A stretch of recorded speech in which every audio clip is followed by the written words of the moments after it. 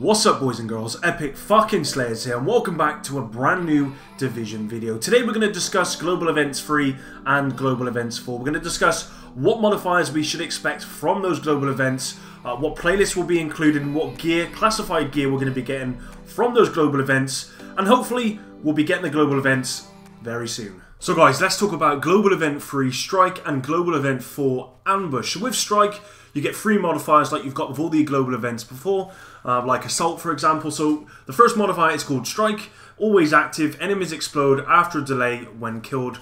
Then we've got Preemptive Strike, which of course includes Strike, plus too much damage triggers a small explosion on the agent. So I think, well, that's basically saying, as an agent, if you take too much damage, then there will be a small explosion from you. And then lastly, Tactical Strike, which includes the Preemptive Strike behavior and the Strike behavior.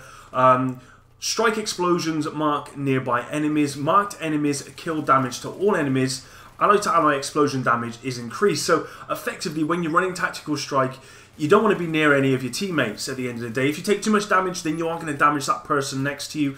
And from my understanding, there are some, masks are going to be linked to commendations. And there is a commendation which basically says, take no explosive damage from an ally, and you'll get a mask from that. So effectively, they are linked to those, so you are going to want to do that. It's kind of weird because these modifiers are actually promoting you being in team but staying away from each other as much as possible. I kind of like it, as opposed to sort of being as close to someone as possible, for example. I think that's really cool, so I really like the idea of this, and it'll be nice just to see, you know, loads of explosions. You can't go wrong with a lot of explosions in a game like this. Now, what they have said here is that with the playlist, we're going to be getting Lincoln Tunnel, Lexington, Times Square, Warren Gate, and Stolen Signal. I don't know about you guys, but I'm not going to be running Stolen Signal. I don't know many people that are. You know, you probably just do it to get some, but you really don't want to be running that. It's just horrific. Most people are going to run Lexington. If you're farming for, obviously, global event tokens, you're going to be running Lexington just because it's the quickest. I realise it's been nerfed in respect to how many tokens you get. I believe you only get 500 now, as opposed to PTS2 where it was 750, or the last global event, sorry, Global Event Assault, where it was 750. And I think the reason they did that was to kind of reduce everyone playing that playlist. I've made my opinion clear on that before. I think they should have basically upped everything else as opposed to reducing Lexington, just due to the fact that RNG is so... The chances of you getting the gear you want is so minute in this game that really doesn't make sense to actually make you play missions more to get that gear and have less chance, effectively. In my opinion, it doesn't work that way, but... Anyway, I'm going off on a tangent here. So we've got those 5 missions in that playlist. So I think that's really cool. I think most people will run Lexington on that. Unless you kind of just want to go through all of them, then that's absolutely fine. I wouldn't be looking to do Stolen Signal or Warren Gate on that one, to be completely honest, guys. That's not for me. So moving on to Global Event 4, and this is called Ambush. The first modifier, always active, agents deal increased damage while stationary. And then we've got Covert Ambush, which includes the Ambush modifier, plus damage, then health diminishes while moving. So basically, when you're stationary, you're doing extra damage. So you probably want to be using something like a sniper. Sentry sniper build would be awesome. Or if you want to run, say, an LMG, then you probably run the big Alejandro, just because the main talent on that weapon is to do with being stationary and in cover, where you do increased damage. So plus that would be pretty awesome. And then the last modifier is called Strategic Ambush, which includes obviously the 2 modifiers before, plus damage diminishes when close to allies. So again, you're going to want to be as far away from people as possible, and then you'll be doing the most damage. What you probably want to do here is you're going to want to move from cover to cover, using, you know, A or whatever console you're on. You're going to be wanting to move cover to cover rather than breaking cover and then running over to your place. You're going to actually be wanting to move to cover.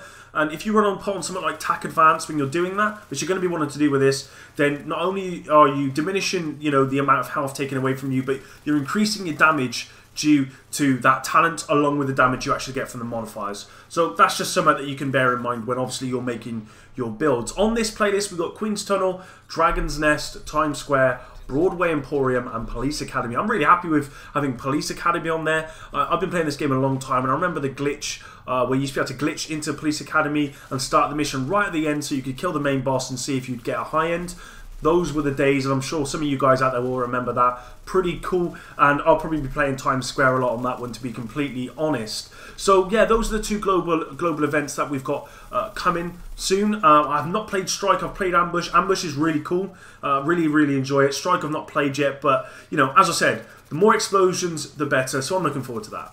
So just before I end this video, I will go over what gear sets, or classified gear sets we're going to be getting with these global events at the moment. So with global event 3, which is Strike, Nomad, D3, Predator's Mark and Banshee, is what I believe we're going to be getting with that global event. And global event 4, which is Ambush, we're going to be getting Firecrest, Hunter, Faith, Alpha Bridge, and then Tacticians. So yeah, hopefully you guys can see kind of what we're going to be getting, what you're going to be rooting for. I realise RNG, and I realise there's a lot of sort of discussions in the community about the drop rates on these gear. For me, I've not actually got a full set of any classified gear yet. I play this game a lot, and I don't know if it's just me, but I'm sure a lot of you guys don't either. So I will put my 2 cents in at another point, but not for this video. So I hope you did enjoy this one. I hope you're excited for the 2 global events. I really just wanted to put some sort of good feeling on these global events as opposed to all the negativity in the community right now surrounding the classified gear. I hope you guys did enjoy this one. Let me know in the description below if you're going to enjoy Strike over Ambush, or what sets you might run with Strike, what you might run for Ambush. If you want to see me do a video about what I think will be the best builds for those particular strikes, then please, again, let me know in the comments below. Leave a like, subscribe if you're new, and until next time, guys, peace.